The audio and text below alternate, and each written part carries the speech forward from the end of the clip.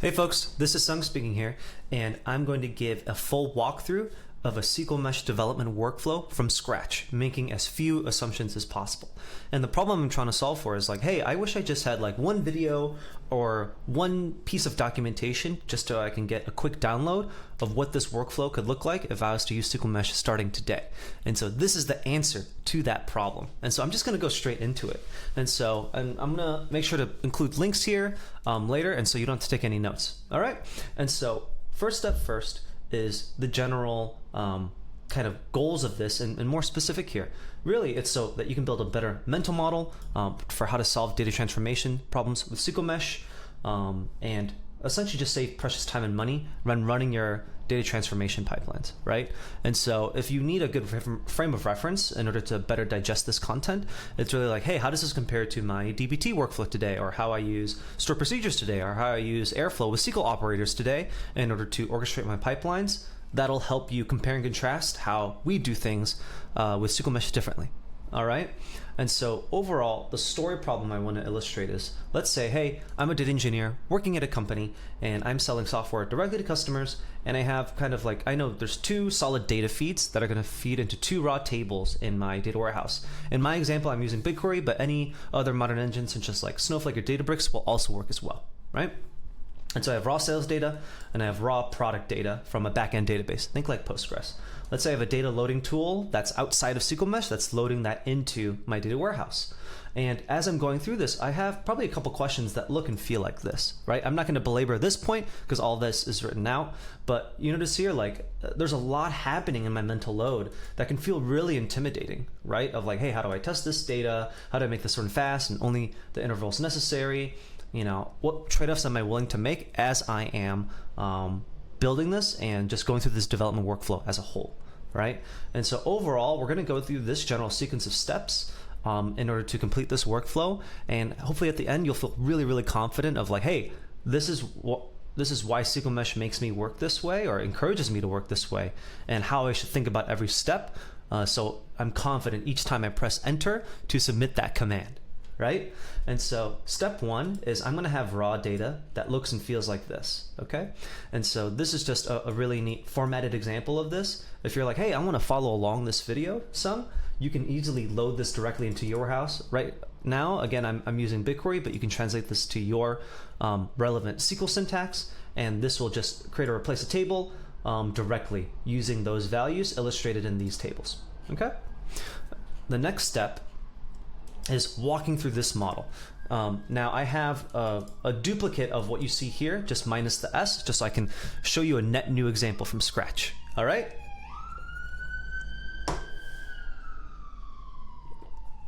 All right. And what I want to illustrate here is, you know, I don't want to make too many assumptions here as you're reading through this, so I'm going to narrate over what each line is doing so it's crystal clear why it's designed the way it is, right? And so overall, as I'm walking through this model, let's say I have this vanilla SQL logic, right? Let's just assume I, as a data engineer, I have the general intuition and I know, hey, it should generally look and feel like this, right? Where I have these two CTEs bringing in this raw sales and product data and adding some important dates. I'll explain these the syntax a bit later, and then selecting from it to derive new metrics such as like power users, right? And so step by step, before I even go into the vanilla SQL logic, is really like, hey, what does the actual config look like, and why should I care about each of these kind of components within that config?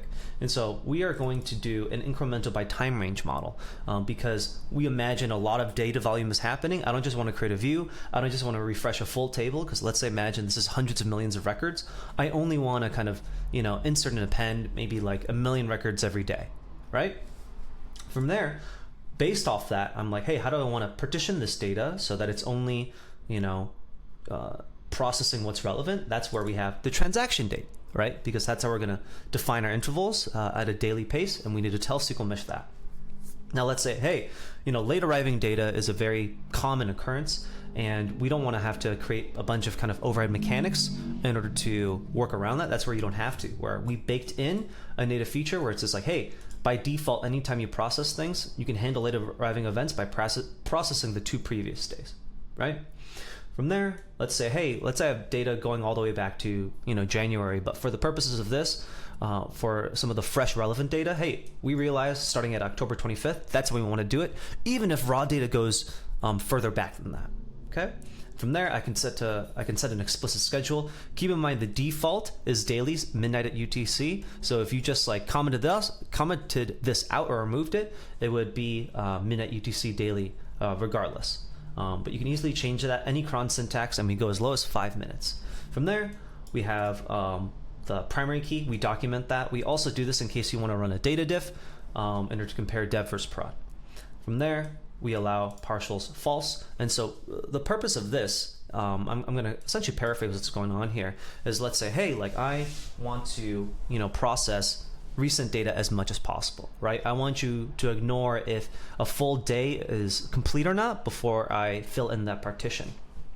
And so that may be really important for like gaming event logging data, right? Because you want to see like player stats over time during a live game launch, right? But for the purposes of this is really for end business users.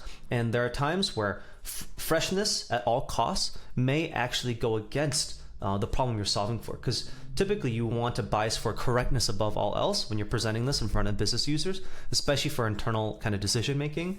And so we prefer to have complete intervals so that people don't confuse incomplete data with incorrect data, right? And so that's why this configuration is really important to know why that exists, when to turn it on, when to turn it off, all right? And over here is we define configurations for tests. And so what that means is, hey, like I want to make sure my primary key is unique and not null. I don't want to write some ad hoc SQL to do that. That's where you don't have to. If you write this config, it will automatically generate that SQL and run those tests each and every time. And I'll illustrate that in a bit more detail just in a bit. From there, I go through a couple things. This is some of my vanilla SQL logic, but there's a couple important components here. One is, there's a question of like, hey, how do I account for UTC versus PST, right? I'm based in California myself, in Los Angeles, but my data pipelines don't know that. By default, they're all in UTC, and most systems do that, right? And so best practice when it comes to data engineering is make sure all your time columns for the purposes of transformation are in UTC, just to make sure all system feeds that you're loading in are aligned, right? Because the moment you have one off, so if like, hey, let's make sure this pipeline is in PST versus not, you're gonna have time data drift, and it's going to be trying to find a needle in a haystack when you're debugging, right? Is there a true error or some weird funky timing error that took place, right? So UTC is the default that you should commit to here. And then from there is how we track those intervals over time. And so what we do here specifically in this transaction timestamp is essentially kind of like a handful of things here. One, we add these macro date placeholders, and specifically it's denoted by this @ symbol over here. And what this does is each time this runs, because SQLMesh tracks state over time to understand like, hey, what's run history, how has code changed over time, it'll say, hey, Sung, I noticed you ran this, every day this past week, and you're running this today, but today is technically not over, so I'm going to skip running this until the day is complete by midnight UTC. Then I will fully process that interval. So for example, today, November 19th, if I try to run this pipeline, it would only fill it up through November 18th, because the day, November 19th, isn't fully complete yet. I would be delivering incomplete information to my end users. Therefore, it will skip backfilling that particular interval. All right? And then when it's tomorrow, SQLMesh will know next time this is run in a schedule, hey, Sung, I realize November 19th is fully finished as a day. I will backfill that appropriately. Okay, and then you can also do some interesting time math here where it's like, hey, I want to use those macro dates to bring in some recency data from like the last 30 days, such as last usage date, to determine power users. All right, and then from there, here's just like some placeholder logic just to define those power users based off this demo data. All right. From there, now let's get into the meat and potatoes here. And so first step first, if you're following along, is to run this example pipeline. And so I'm going to clear this, so we're starting fresh. And this is going to assume that you already have kind of like a template SQLMesh project in place. If you're like, hey, Sung, I'm starting from scratch, I have nothing in place, I highly recommend you go follow this quick start over here. And then this will give you a full comprehensive workflow, much faster than what I'm going through, to get you in a good place to just start following along straight from here. In terms of copying and pasting this. Okay, So from there, I'm going to scroll back down. Perfect. So what I'm going to do is I'm going to run SQLMesh plan dev. And so what this does, it's saying, hey, Sung, I'm going to create a new development virtual environment, or virtual data environment here, right? And from there, I am going to say, hey, I want to, backfill this up through now. And so what I'm telling SQLMesh to do, essentially say, hey, I'm adding a brand new model here that has never existed before in a new dev environment. I don't want to deploy this to prod yet because I want to iterate on this. From there, I say, hey, SQLMesh is asking me, hey, Sung, do you want to backfill all this data or just part of this, right? Because let's say this is 1 billion records. I may only just want to see a quick preview of like 1 million of those records, but given I know I'm starting small, I want to say all of history from this starting point in time, right? Based off line 7 over here. From there, this communicates to me, hey, Sung, I finished creating this, you're done. And now you're thinking to yourself, what exactly is running behind the scenes in order to create this, experience that I'm seeing right now. Step 1 is I am creating an empty table based off this SQL logic that I created over here, right? From there, I validate the SQL. You'll notice here, we add a where false limit 0. And to be very clear, all these queries map to the progress bars that you're seeing here in terms of the operations behind the scenes. All right.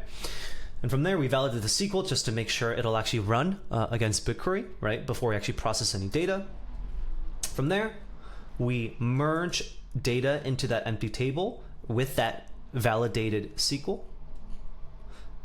From there, we run these data audits, and they are automatically generated by these configurations over here, right? So for those of you that are coming from a DBT development workflow, this should feel really familiar to you in terms of that general mechanism to generate tests. From there, it will create a development schema based off this, pointing to that new physical table. And for those of you that are unfamiliar with virtual data environments, it's essentially, how do I want to frame this? It's essentially making sure that whatever's in prod is just a view pointer to anything we've already created within our development environment, right? And I think this will be a bit more clear as I flash some of the BigQuery UI to illustrate like, hey, how do these queries map to what I should expect to see and look and feel in the BigQuery UI? And so with that in mind, I'd go through all this work. What should I expect to see if I want to like sanity check this? I'll see something that looks and feels like this, where right now this is demo. I will go to demo dev, and I ran a couple things here, but I expect to see something named incremental demo over here.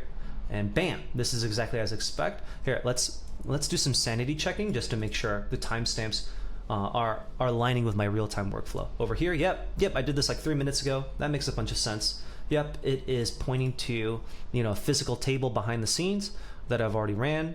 And let's just make sure that the queries I illustrated in the documentation are actually mirrored here when it comes to what was actually run, right? And so over here, I see a couple things where it's saying like, hey, create that empty table, right? This is incremental demo. You notice here it's fingerprinting that because we're versioning that data over time, so we can keep track of it. Over here, we're validating that SQL with the where false limit 0, and then merging that into there. And I'm just going to flash these real quick because they're already listed in the documentation. And then bam, yep, creating that. And then over here, Shazam, yep, that's exactly what I expect. Now, for those of you that aren't familiar with this kind of like stateful workflow when it comes to data transformation, this can feel like a lot. But what's really cool about this is like, you notice this entire exercise, like all I did was write one command, and that essentially wrote, here, let's count them out. Essentially, let's see, it essentially wrote out six meaningful queries behind the scenes that are pretty tedious if you were to manually manage them on your own. Now, you just don't have to care about that anymore. Right? And so I'm really excited for you to feel this, because once you run this kind of command like 10 times in a row, you're going to feel that breath of fresh air that I had personally when I was learning SQLMesh of like, oh, wow, that's actually really nice, right? Okay, so from there, let's say, hey, I want to make sure this looks and feels what I expect like when it comes to my business logic. And so when I run something that looks like that, this will show me a quick preview of that, just so I get a taste of, hey, this is generally what I expect. These are generally all the columns that I care about. And this is literally live querying the data directly against BigQuery and presenting it to you in this terminal output. All right. From there, let's say I think to myself, like, hey, I did all this like really hard work. Like, I want to like understand how the sausage is made and like have automatic documentation for this, right? And so typically in other transformation tools or just yourself, you probably have to do a lot of manual, tedious handwriting of like, you know, the raw data schema that this is drawing from or selecting from, I should say. That's where I don't have to care about that. If I run a command that looks and feels like this, it will automatically parse this SQL and say, hey, Sung, I know that this is, where am I looking at? I know this is a raw table, and I know this is a raw table. I'm going to look at BigQuery, look at the metadata for the schema, and then spit out a new configuration for you. And so I'm gonna get something that looks and feels like this, right? All automatically, where this is something where you're thinking to yourself like, hey, I may do this manually once, but 20 times in a row, ain't gonna happen. And that's where we're really empathetic to that and excited for you just to automate a bunch of tedious documentation work that you know is useful, but you know, it may not be worth the time each and every time you're doing development. And so now I'm thinking to myself like, hey, what does it look like to actually see this living and breathing? That's where I open up my local browser. I click onto this. I'm going to look up incremental demo, and then I see over here, hey, this is full table level lineage from these raw tables flowing into this. And let's say I click on one of these, this will show me column level lineage all the way from this raw table into my SQLMesh SQL model. Then Shazam, just like that, within like, what, 5 minutes of just testing this out, you were able to run all these, you know, query operations just to get an isolated dev experience for that new model, and you got out of the box column level lineage. Pretty beautiful so far. And so I'm going to close out of this and go back into the rest of this story here. So let's say I did all this great work. I know it's tested. And let's say, hey, for the first version, we know there's not that much complexity. Like, let's just push it into prod. I would typically go through a demo pull request that looks and feels like this in order to track changes, like, you know, adding a new column and the such. And this would connect to our open source GitHub CI/CD bot that works both with SQLMesh open source and with Tobiko Cloud. But for the purpose of this demo, I'm going to skip this, and deploy this directly into prod, right? And so I'm going to run SQLMesh plan. And what that's going to do is it's going to say, hey, Sung, I just wanted to let you know that, hey, I'm going to add this. You'll notice here, this is just a virtual update because we've already done a lot of this hard work, already backfilling this data, so I don't have to reinvent the wheel, right? So when I click yes, what it's going to do is, in this case, I ran some demos before, so it's just like doing a janitor process to clean up old models I removed. What it's going to do is say, hey, Sung, I will create a production schema if it doesn't exist. I'll create a production version of that view. In this case, the fingerprint at the time of this documentation ends with 542. And then it's like, oh, does it have to rerun audits? No. That's the beauty of this, because we already did all this hard work earlier within our dev environment to merge data into that empty table, in addition to running these tests. So when it comes time to deploy this to prod, all it's doing is changing that view definition for incremental demo and just selecting from that physical table underneath, right? And that's it. And so you notice here, this happened in a couple seconds because it didn't have to reprocess any data. Didn't even have to retest it because we know for a fact it's already done that, all right? Cool. Now, moving on. Now I think to myself like, hey, there's more complexity here, and I want to go through, you know, what makes up the majority of my job as a data engineer. That's making changes, testing low changes, and making sure I can promote those safely in a very surgical and confident way.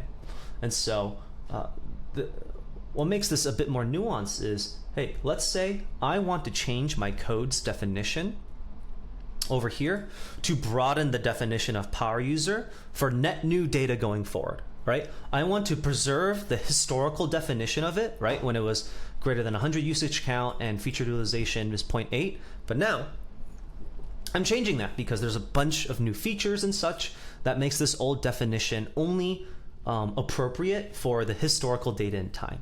right? And now at first glance, this feels really intimidating because whatever transformation tool I'm using outside of SQLMesh, it's probably a lot of like custom DML operations of deletes and inserts that will feel clunky and very error prone.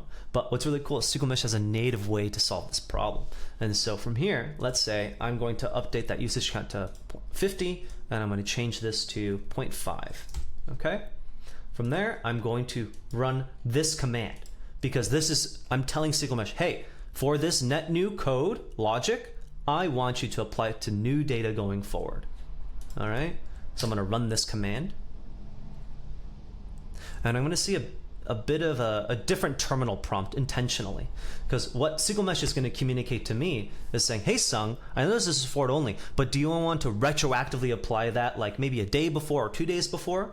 Right? This is where I say, no, I only want net new data. I leave that blank. From there, it says preview. And what this is going to do, it's going to create a table clone behind the scenes. This is relevant for engines like BigQuery, Snowflake, and Databricks.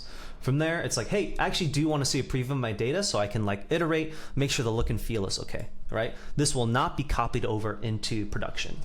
And so over here, I'm going to do it for 1027 all the way through until today. And I feel confident doing this because I know there's not much data yet, right? And this is where I say, yes, I want to preview those tables. And what it's doing behind the scenes is essentially this. It's going to create an empty table if it doesn't exist, very similar to the previous model. It's going to validate that new SQL without processing any data yet. So we can, do some syntax validation ahead of time. From there, it's going to create a clone of that table. And just to reiterate, it will not be reused and deployed to prod. This is just so you can get the look and feel of the table and just do some select star froms from it, right? This is where SQLMesh's stateful mechanisms come into play, where it's essentially like picking up the metadata for the table that we created and look at the old versus the new, just in case there's some destructive schema evolution, right? Because if I drop a column, reorder or remove a bunch of columns or add a bunch of columns, we want to track that over time and say, hey, because we're making such a big breaking change, you need to refresh the whole table versus, hey, we can safely make this forward only, right? From there, inspect more metadata, and then, more inspections. I intentionally include this here just so, it's transparent what we're doing. And then once we track all that metadata in state, we say, hey, let's just drop that old table because we don't need it anymore. We're going to merge the data into that clone, right, from 2024, 1027 up until now. We're going to run data audits based off the auto generation of these configs. And then we're going to create a view. And from there, I want to see the latest change to my model.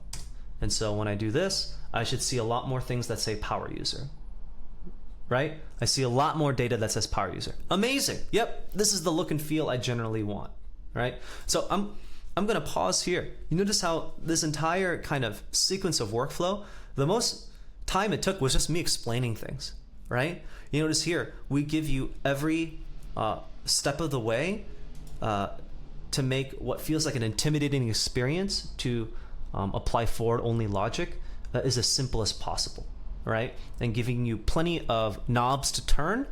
So SQLMesh is doing exactly what you want it to do, right?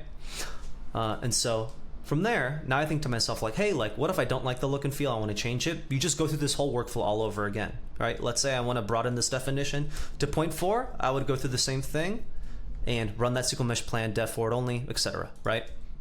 And then just rinse and repeat, and that's your workflow. Good. From there, I think to myself, hey, like I did all this great work, but I don't want to just rely on data tests or audits, I should say, just to test a primary key. I actually want to see like, do expected inputs equal expected outputs? That's where instead of handwriting a bunch of manual YAML, you can do something that looks and feels like this. I'm actually going to do this so it's easier to edit. But essentially, what I can do is take this template test generation command, run it directly in my terminal, and it's going to generate test fixtures for me. Okay, perfect. And now I'm going to see this. I should say test incremental demo, and bam, just from writing this command over here, it generates this. And what it's doing is it's live querying the data from BigQuery, right, based off a specific filter. I use a where filter because I know this, like customer ID will yield the expected input output I expect.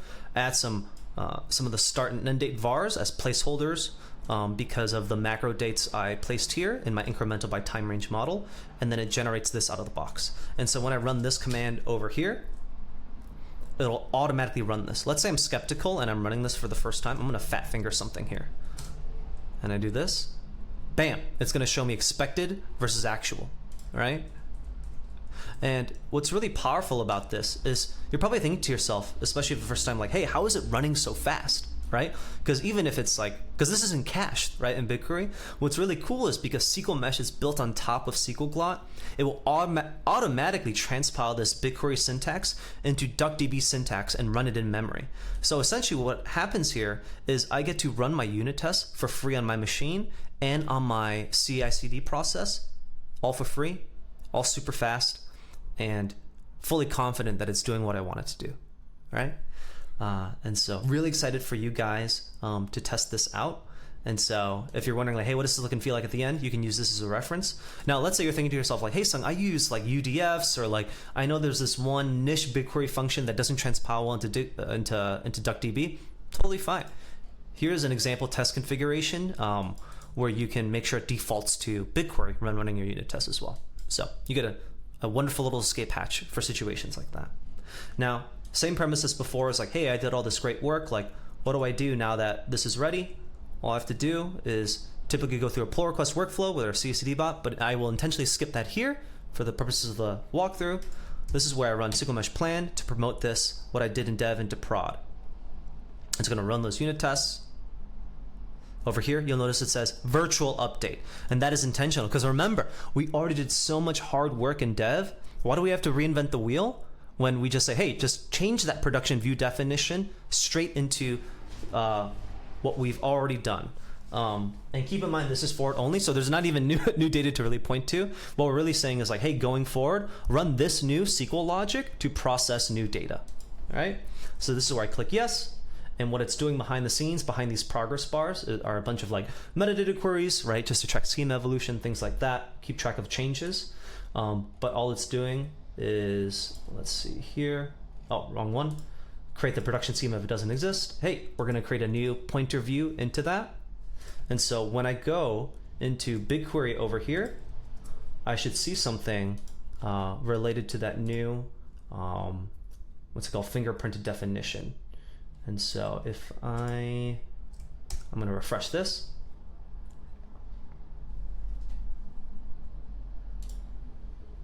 And then if I go into demo,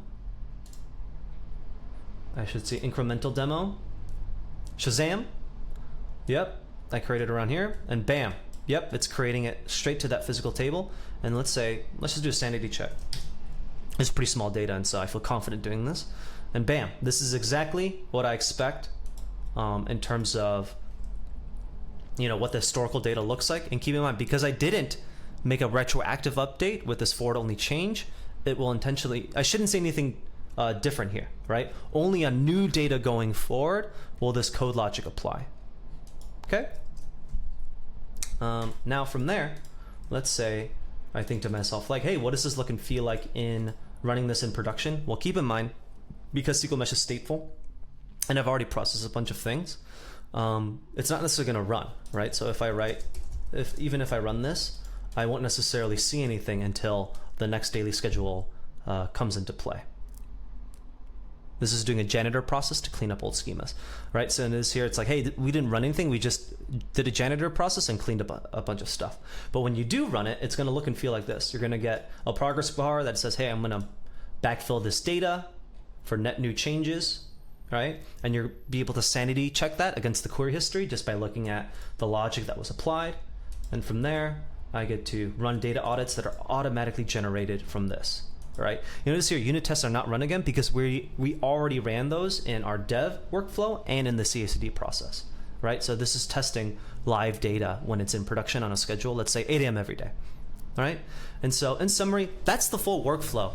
And I went into great detail intentionally, so you have as little guessing games as possible as to why I'm going through each click, submitting each command, what questions I think through, and my mental model every step of the way. All right. So you can adopt something similar for yourself or even make it better than what I just went through. And so overall, all those questions I kind of alluded to earlier in this walkthrough, I answer them very specifically in order, just to make it really easy to understand every step of the way what we're doing and why we're doing what we're doing. And so that's it. Really excited for you guys to be using this powerful feature. I know SQLMesh incrementals and just for onlys were my personal aha moment of like, wow, this is a better way to build my data pipelines. I hope you feel the same after watching this, reading this, or even making something better than what I just did. All right, that's it. See ya.